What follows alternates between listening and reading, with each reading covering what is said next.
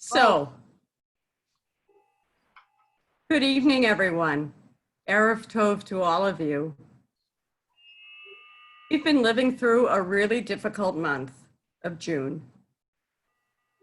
Think back to the last June and what it held for all of us. The promise of summer, vacations, and rejuvenation. It felt really, really good.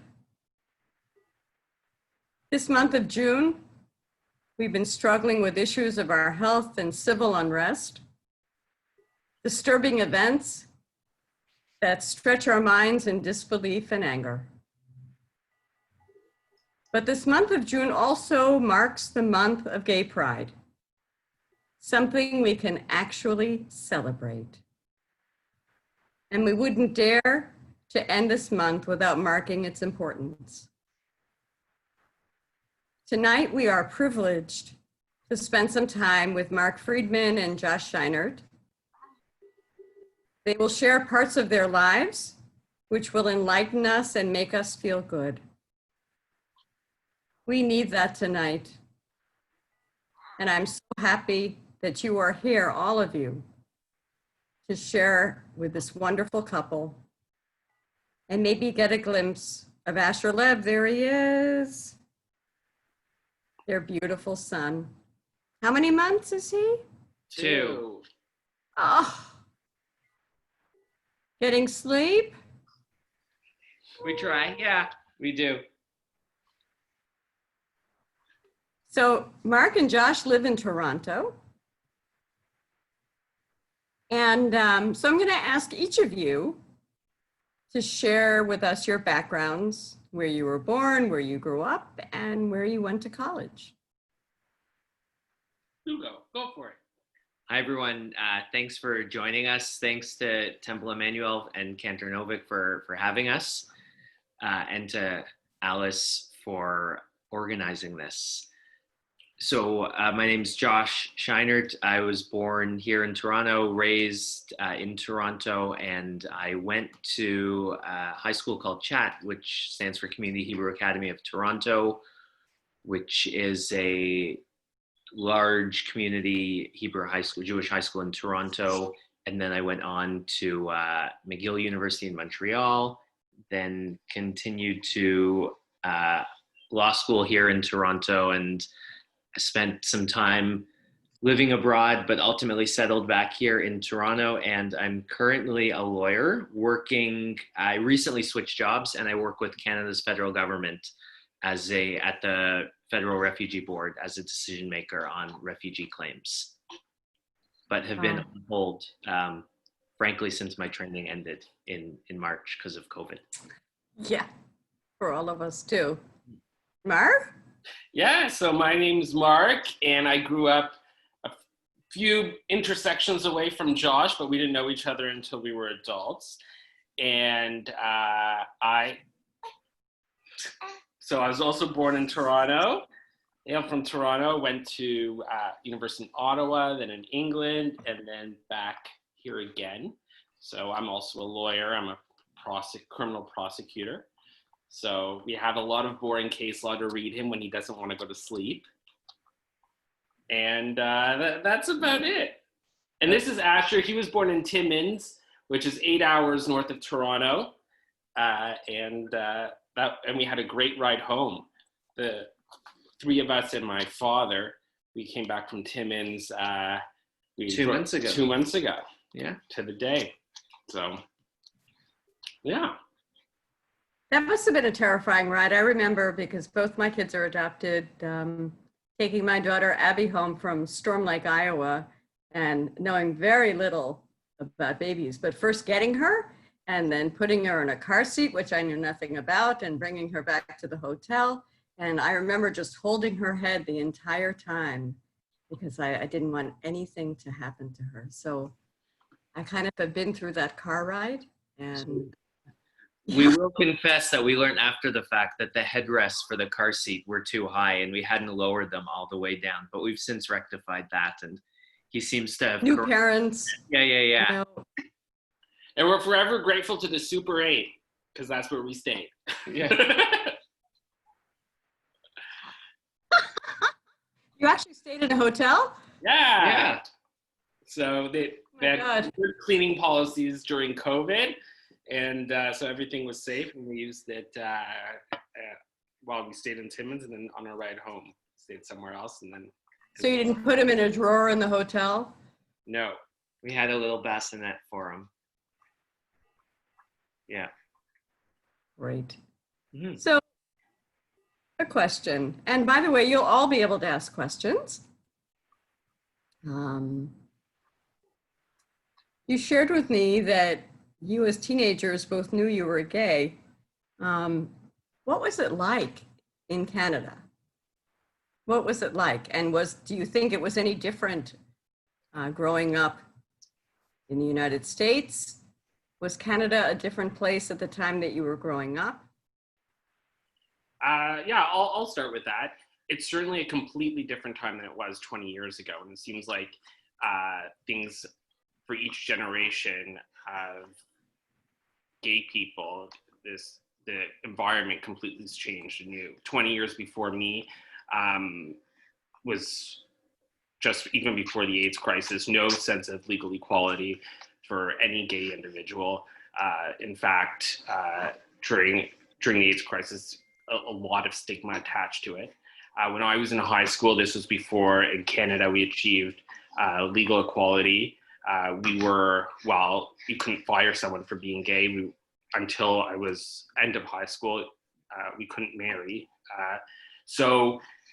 And the high school that both of us went to was still pretty conservative, where teachers would say very hurtful things. So you had to absorb that as a teenager, and certainly that had an impact on your development and your sense of self-worth and sense of self. So it was definitely very, very difficult growing up, and it certainly wasn't something that was openly acknowledged or talked about the way it is nowadays.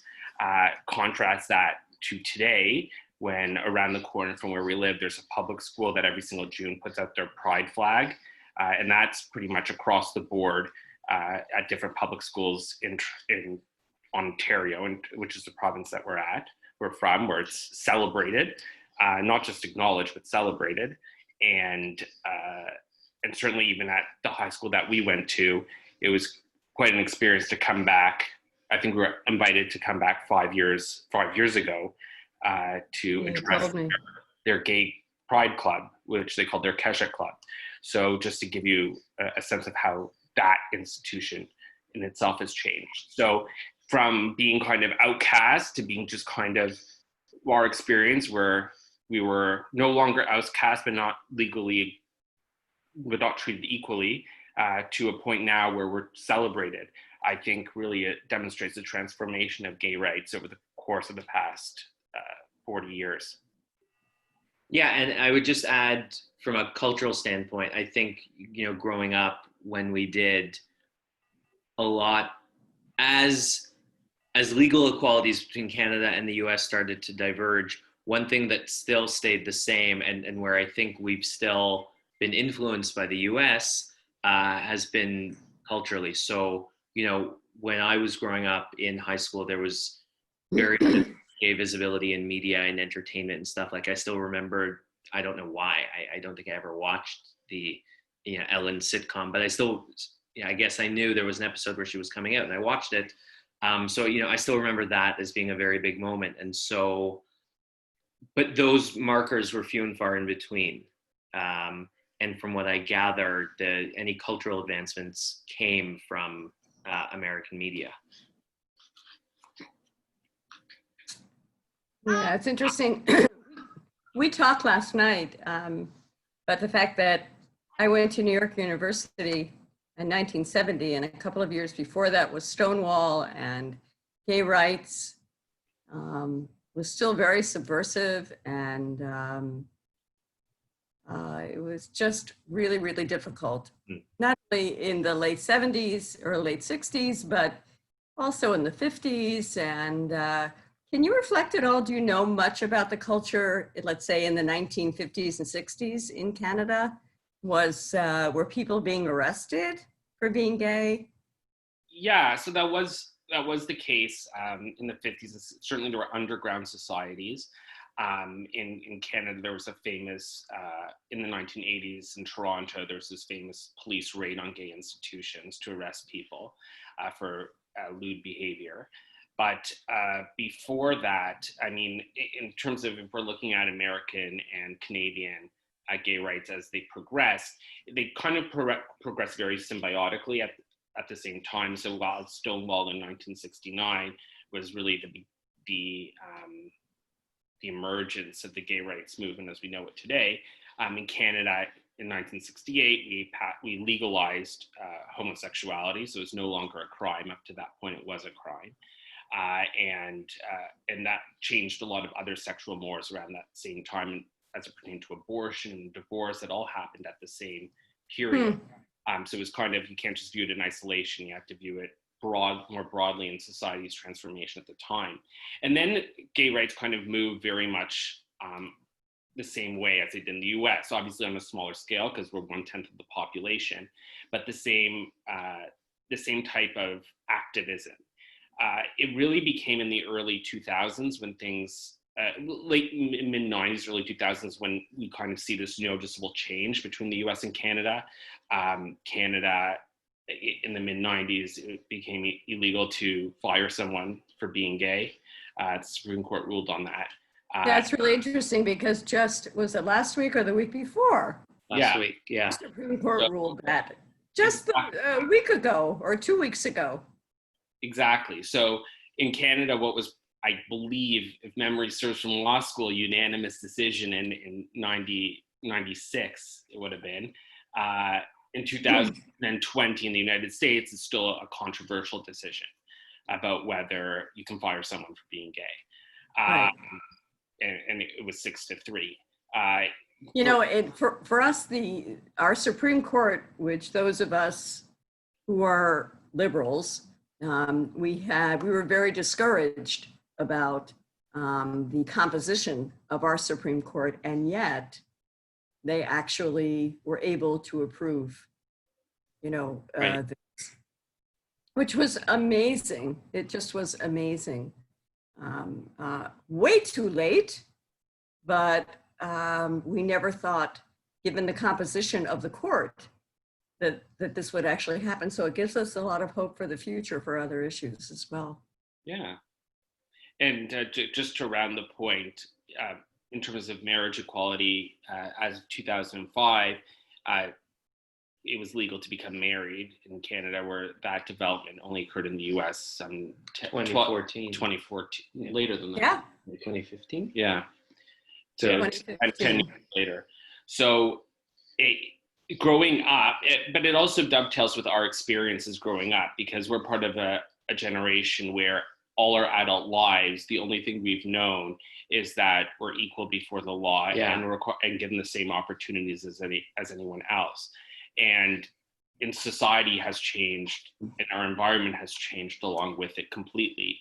So in terms of any adversity that we felt, as an adult, I certainly don't, it doesn't resonate with me, because so long as I've been conscious as an adult, I've always experienced that sense of equality. Whereas if I was living down south of the border, the notion that I couldn't marry who I wanted, I couldn't have a family, that my right to have a family was not solidified, that would obviously have a very negative impact, not on my health, my sense of security, but also in terms of what I envisioned myself for the future. As an 18-year-old, even as I came to terms with my sexuality, I always envisioned having a husband, and I always envisioned having kids. That was never a pipe dream for me, or never something that I tried to fight for.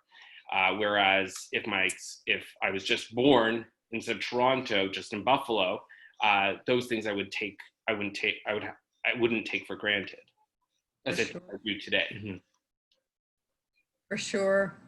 So you have the distinction of being the first gay couple married by a conservative rabbi. In Canada, yeah. In Canada, yes. And I've been to Toronto many times to the Jewish community and mostly to conservative synagogues. And I've always had the sense that they were a little bit more traditional than the average conservative synagogue here. So that must have been quite a feat. Can you talk about it? Sure, yeah. So that observation is correct. The conservative movement in Canada is known as being more conservative than its American counterparts. It was in 2005 or 2006 where the Conservative Movement's Committee on Law and Standards voted to permit congregations to perform same-sex, what are called commitment ceremonies. But there wasn't one performed in Canada until 2015, until ours. So whereas they had been happening, I don't want to say with great regularity, but they happened in the US. So when we decided to get married and that we wanted to get married into a synagogue, this was all kind of in the background. It wasn't top of mind for us. We were just two guys who wanted to have a wedding and decided we wanted to have it at a synagogue. And so we didn't think much of whatever politics there might have been. We didn't know that we were the first. We didn't know of any others, but we also are not the most plugged into the LGBTQ community. So, we just did our thing, and we sent an email to the rabbi at Mark's synagogue saying who we were, and we'd like to get married, and would he meet with us? And he said yes, and we went and we met with him, and he discussed the wedding and what would be involved, and we had done our homework as to what was involved, what the conservative movement had put out, and then things just kind of moved forward, and unbeknownst to us, it then came out that not only were we the first, but we were being married by a rabbi who was on the Conservative Committee of Law and Standards at the time they held this vote, and was one of the 13 rabbis to vote against performing same-sex commitment ceremonies. And had we known this about him, we would have never gone to ask in the first place, but we just didn't. And so it all happened this way, and Mark would probably agree, and I think Rabbi Shimon would agree, that it was a little serendipitous because our wedding provided him an opportunity. It was nothing about us per se, but he just had the second chance to think what had been a vote, an abstract intellectual theological vote he made 10 years prior, to then, what he would say and what he wrote after our wedding, a decision, a human decision when confronted with two Jewish men who were in love and wanted a kosher wedding in a synagogue.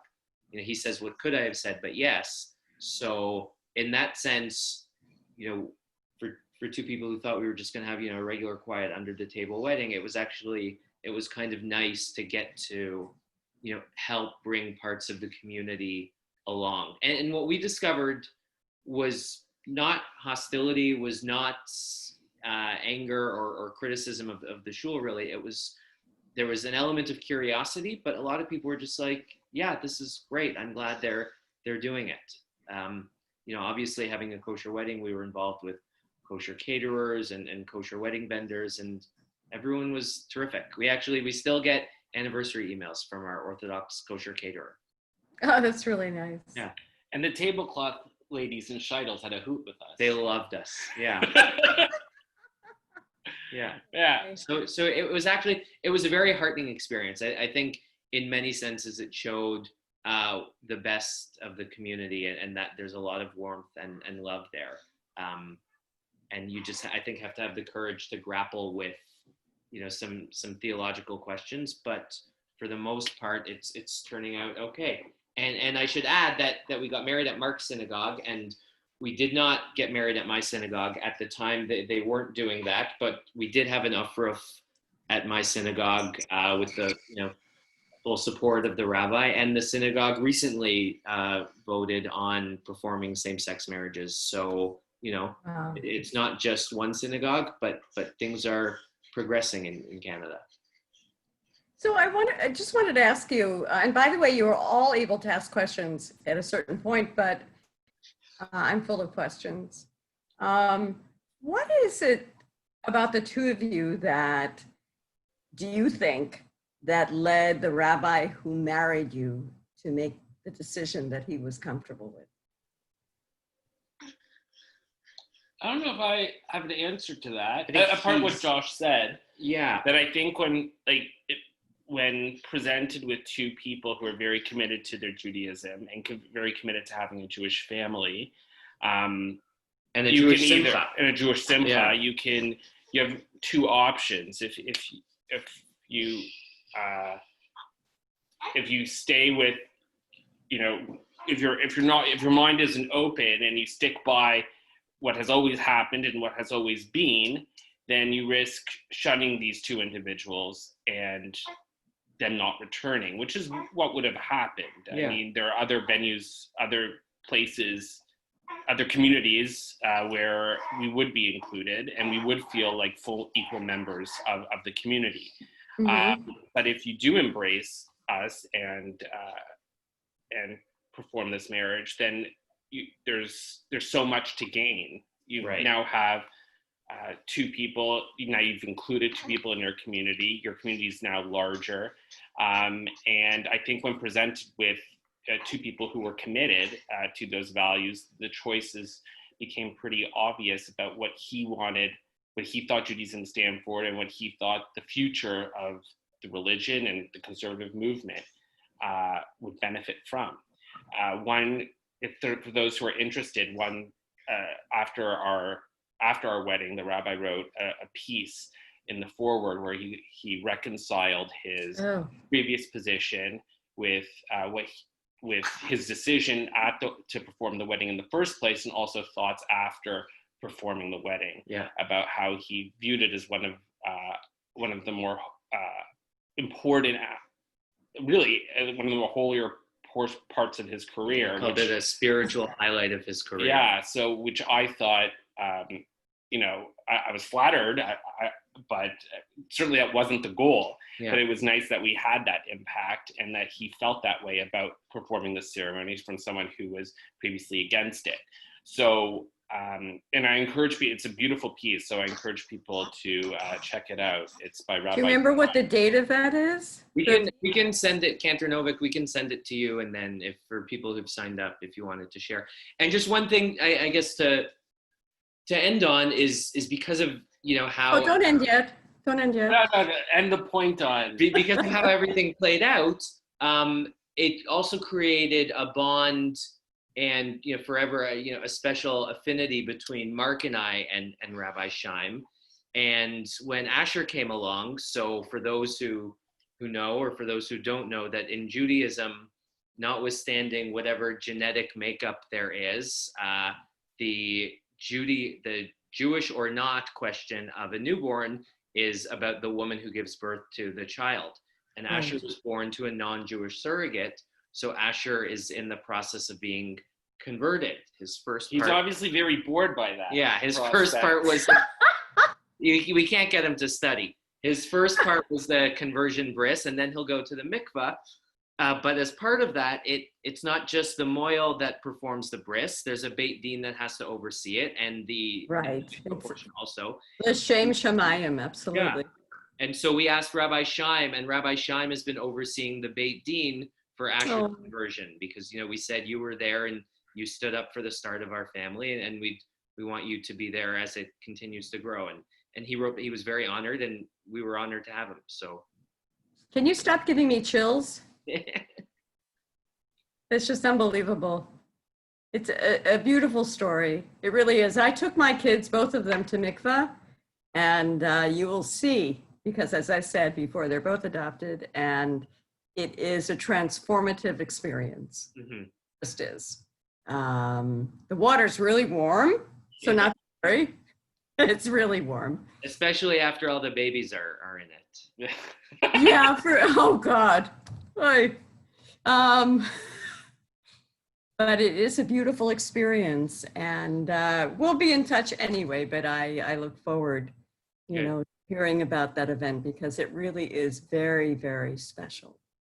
So I just want to tell everyone who is listening that Josh wrote a book called The Order of Nature.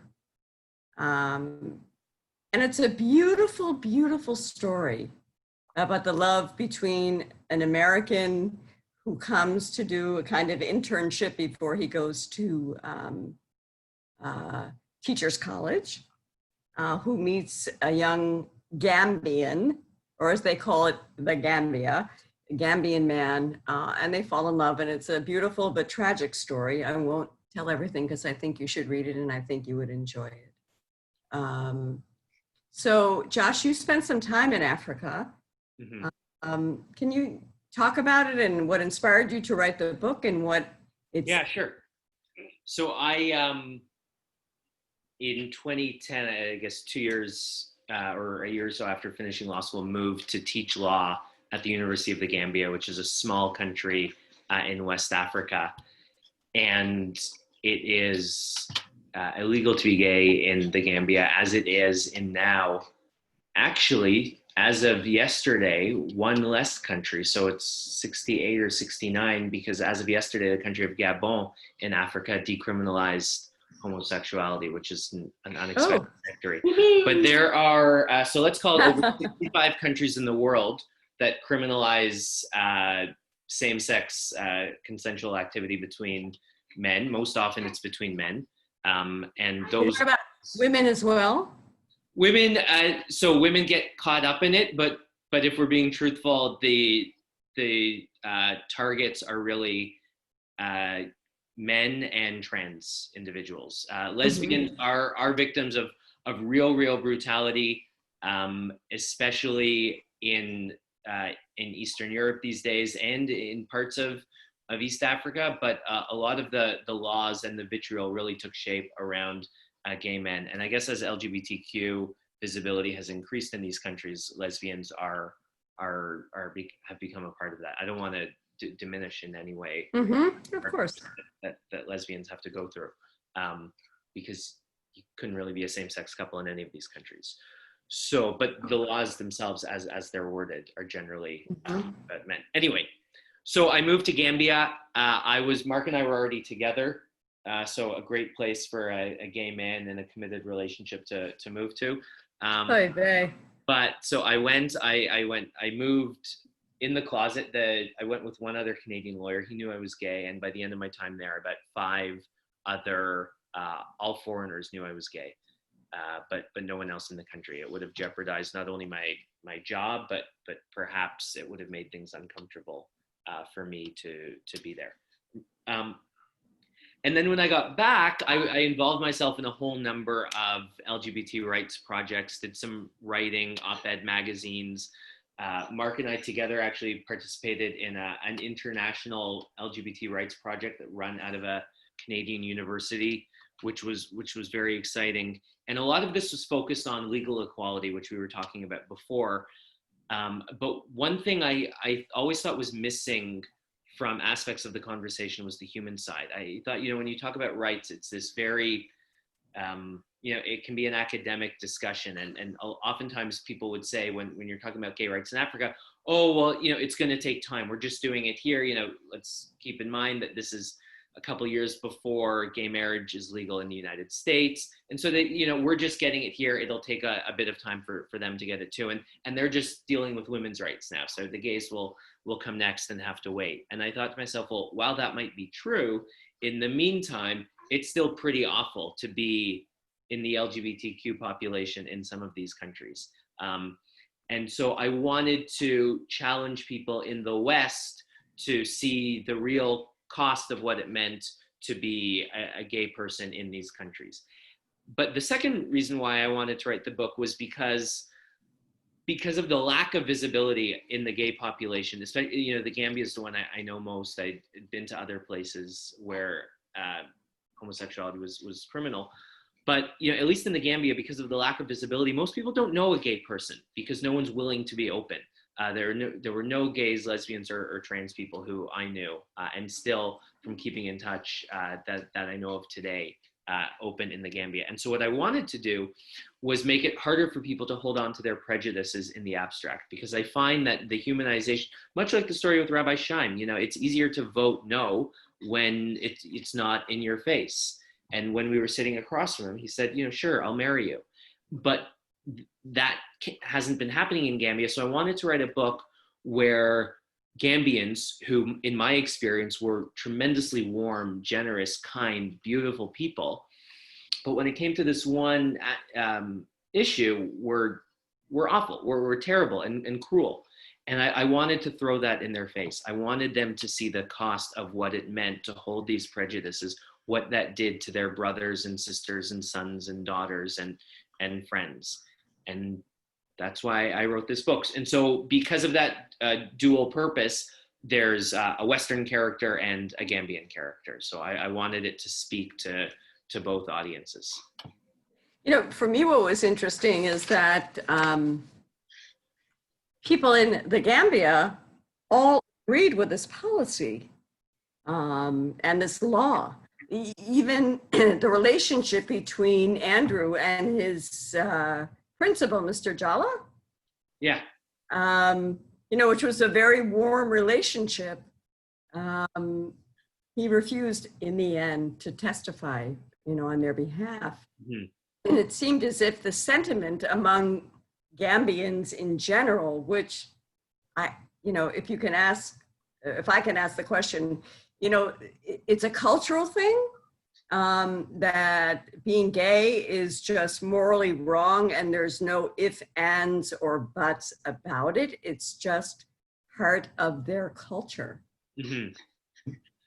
So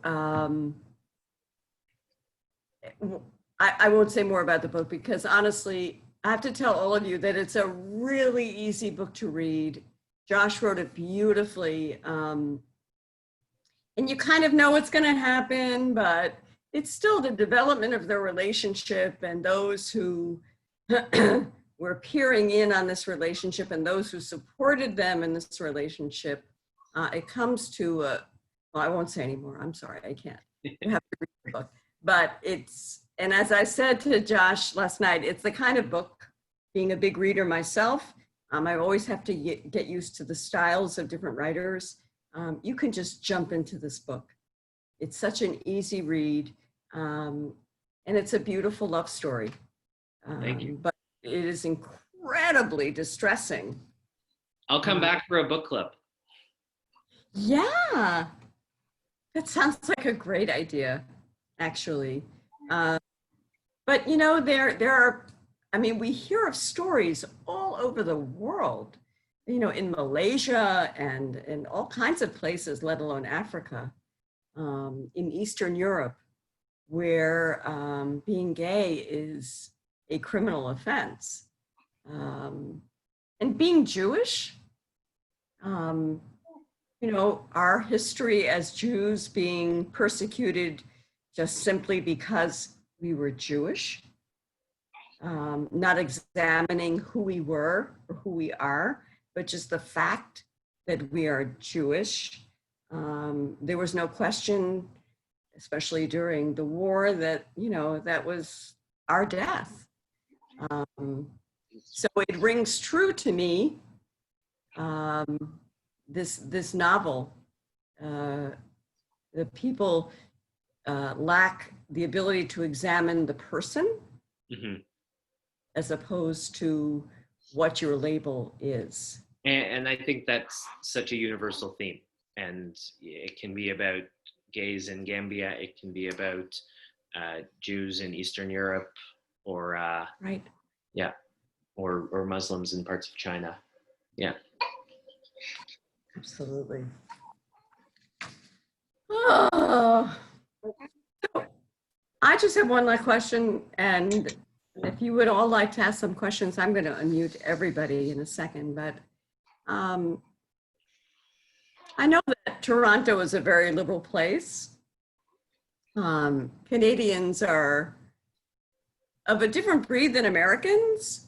I do have a question that is not directly related to what we're talking about, but in the United States, I think you've seen in recent years, possibly connected with our president, an emergence of white supremacy, which is anti-Jewish, anti-Black, certainly anti-gay.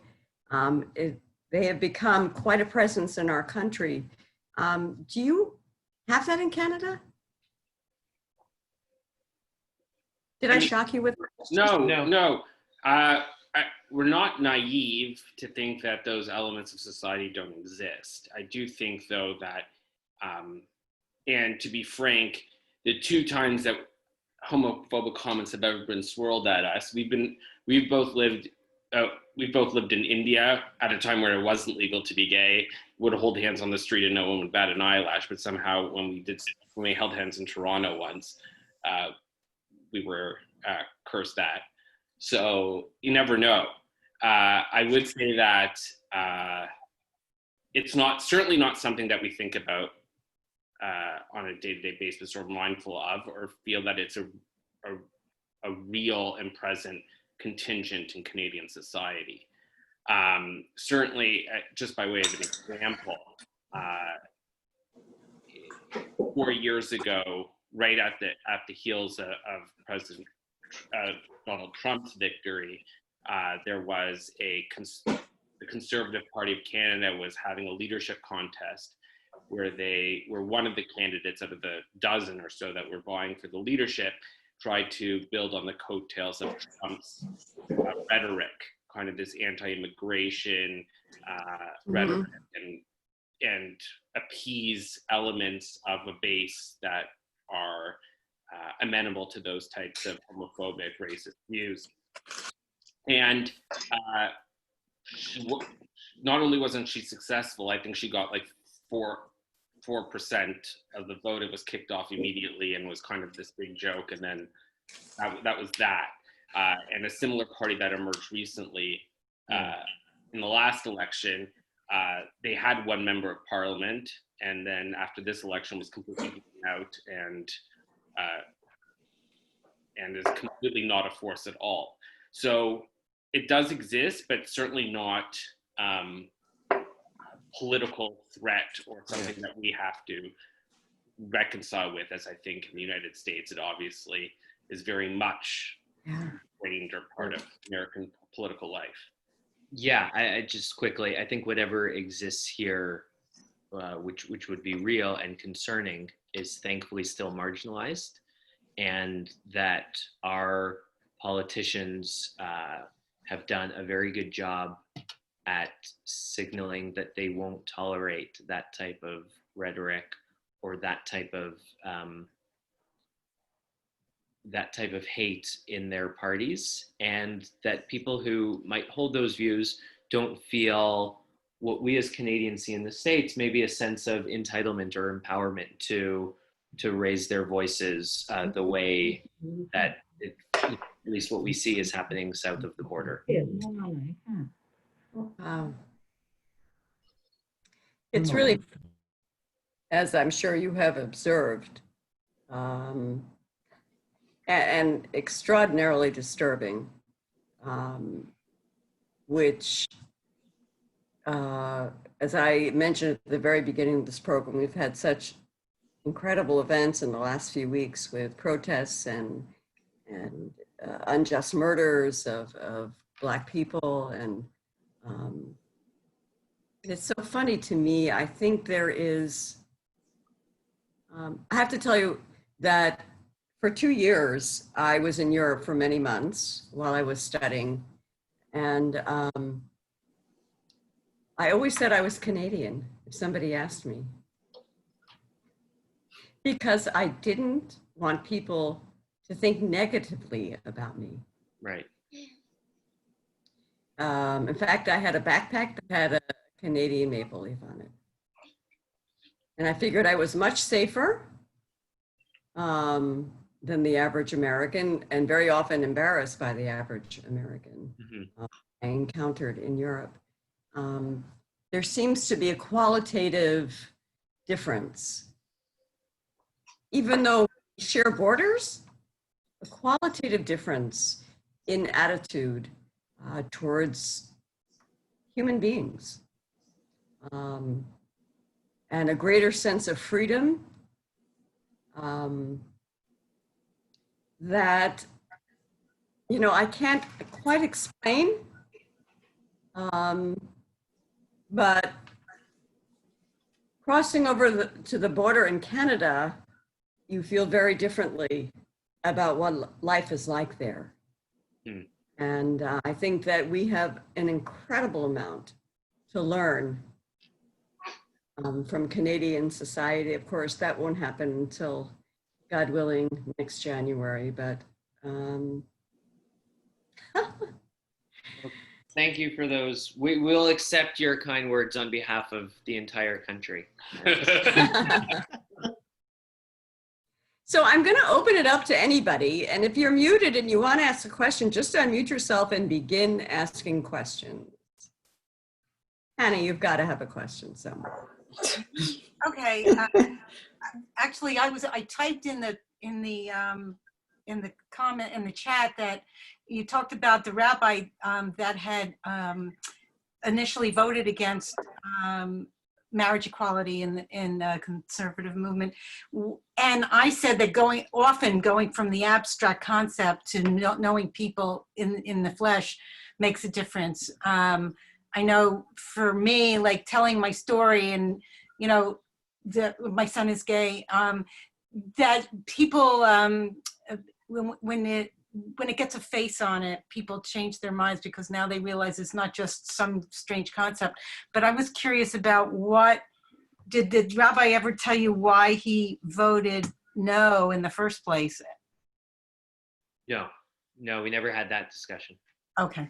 What I do know is that, and he had a reputation as a more conservative rabbi, just generally, and that when people heard, people in the community, other rabbis heard that Rabbi Shimon was marrying us, people were quite surprised.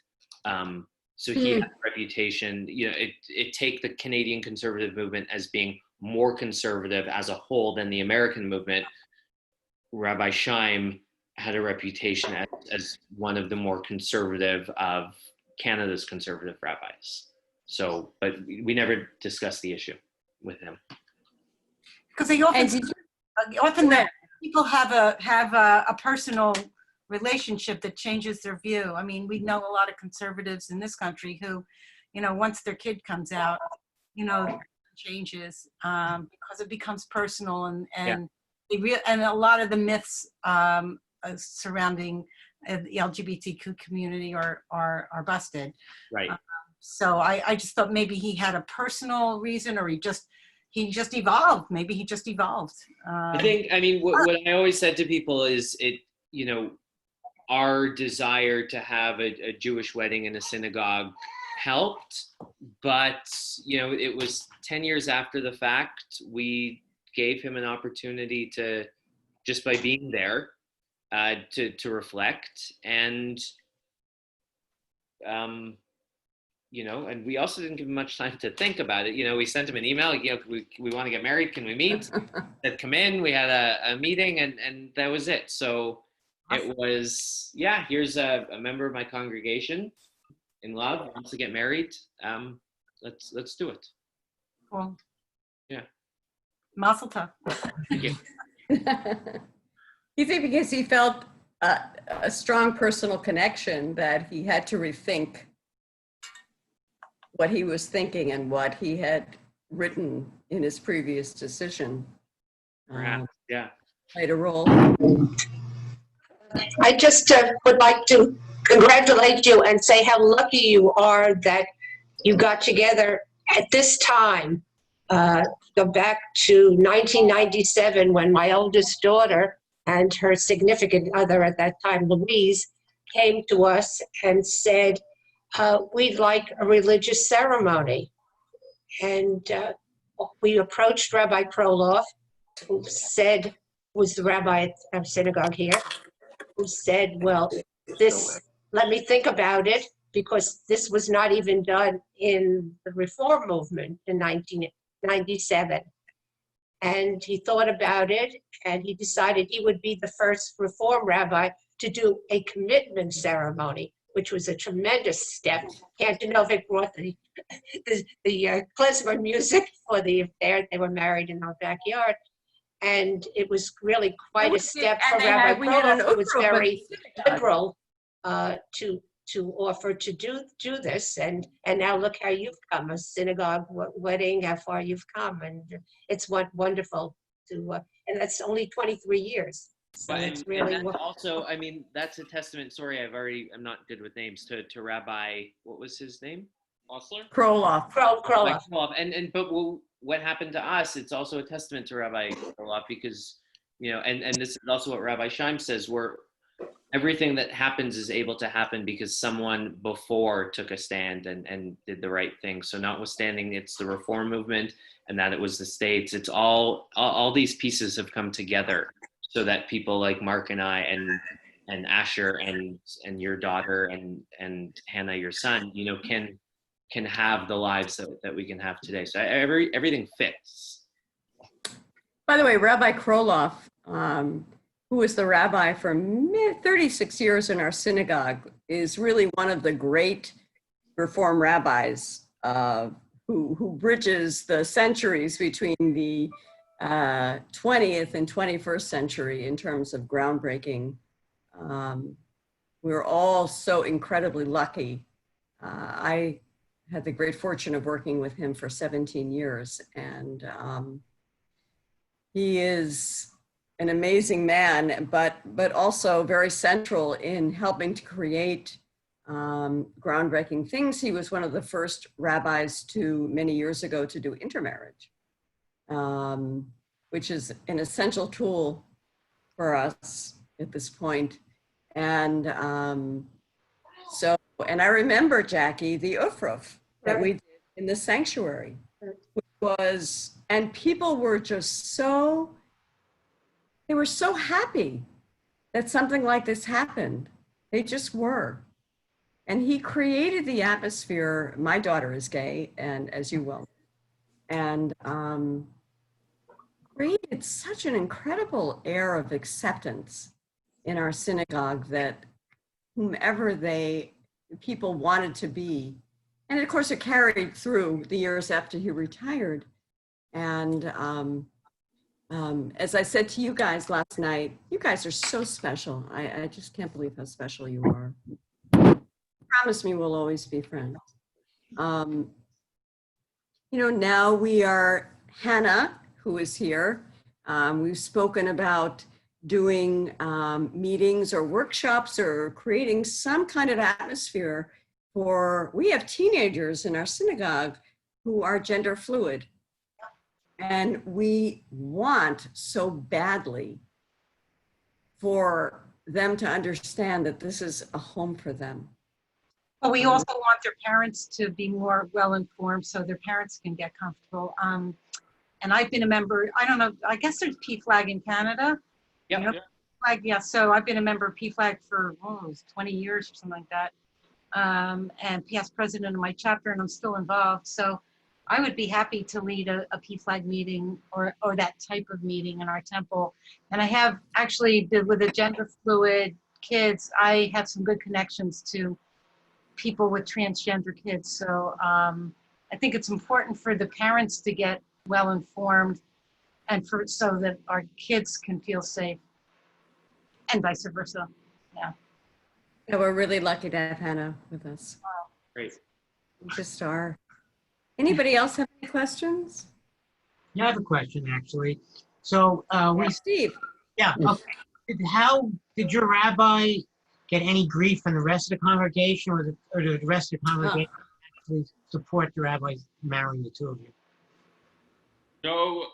No grief at all. I think he told us that the congregation was very supportive, and certainly the board was, and they did receive calls to the office. But as Josh said, they weren't calls harboring any anger, disappointment, just curiosity. And it became a point where it became a little bit of a sensation. We didn't intend Sensation. yeah, in the Jewish community. My mother came up with the good idea that we should have a list and a checklist of attendees to make sure that no one came to attend who wasn't invited, not because we were worried about anything bad happening, but it was a lot of people were curious about how it would go down. Curious. And I think they were pretty bored because it was just a regular wedding. Yeah. So. Exactly. Yes. I hear people saying, "Oh, I went to a gay wedding." I was like, "You went to a wedding?"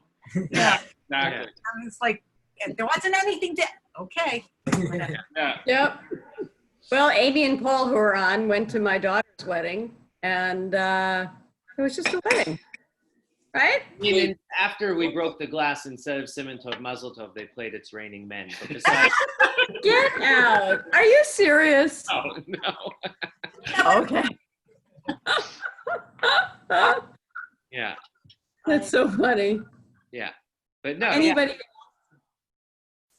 So apparently, both your parents.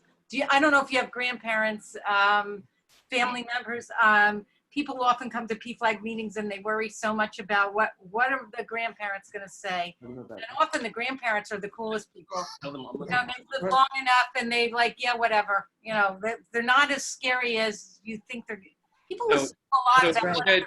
As Mark goes to just settle Asher for a session, we should pay testament in light of that. If anyone has the gallery view, you'll see one of the people here tonight is Alice Friedman.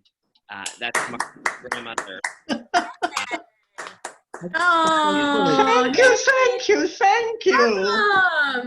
It was a beautiful wedding, I must say. And Mark and Josh come sometimes visiting and bring a little Asher along. And it is a real joy in this terrible time. Yeah. And Oma was with, actually all of us with my mom and Mark's parents. Last year we went to a Pride Shabbat at the main community center in Toronto's Gay Village. And also, one of Mark's, and it was a nice moment for me, but certainly for Mark, was Oma's husband, Opa, who's not here with us anymore, at the wedding. As Mark and I were walking down the aisle, you could see him, with the assistance of his walker, standing in the very front row. Most people were seated, and he was just standing in the front row, just watching us walk down. And it was something that both of us, an image that both of us still hold. So it worked out. Awesome. That's it sure did. Yeah. It sure. Well, it's funny, Alice. I don't know where Alice is. I'm here. So I have to, first of all, I love Alice. Alice has become a very good friend of mine. And it was because of Alice and she was responsible for putting me in touch with the two of you. And Asher Lev. I tell you that sometimes you get the feeling that it's a slice of Garden of Eden, that when people spend some time together, and it's so special, not just special, but so special. And that time you've given us, both Mark and Josh. Thank so, you. Where is he? He's here. He's just being a little fussy. Oh, that's okay. Asher's not used to his dad's being the center of attention. Yeah, exactly. Oh, well, and to Alice Friedman, the mama. Thank you. To all of you who've been here, this has, for me, just been, you try to anticipate the way things go, but you never really know how things go. And Mark and Josh, I cannot thank you enough. We are now connected forever. And to all of you who have been with us, and thank you to Jackie Gruscott always. This has been, as I said, a slice of Gan Eden. It just has. It's something we can celebrate. And thank God we can celebrate something this month. So thank you all for being here, and stay healthy, please. Please stay healthy. And thank you for being with us. Thank you. It Thank was you. great. Thank you. Thank you, everyone. Thank you. Thank you. Beautiful. It was amazing. Bye. I will never forget this time. Never. Never, ever. Now we'll do it again. Pleasure. Okay. Thank you, everyone. Thank you. Thank you so much. Bye. Thank you. Thanks to Alice, especially again. Good Thank night. you. My pleasure.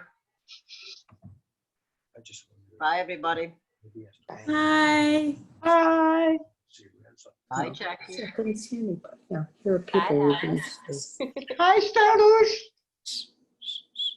So Alice,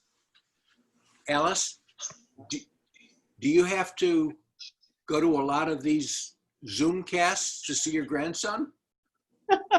No. You get to see him more regularly?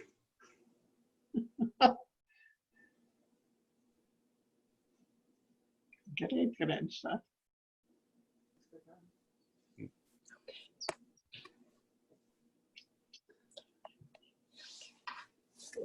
Interesting.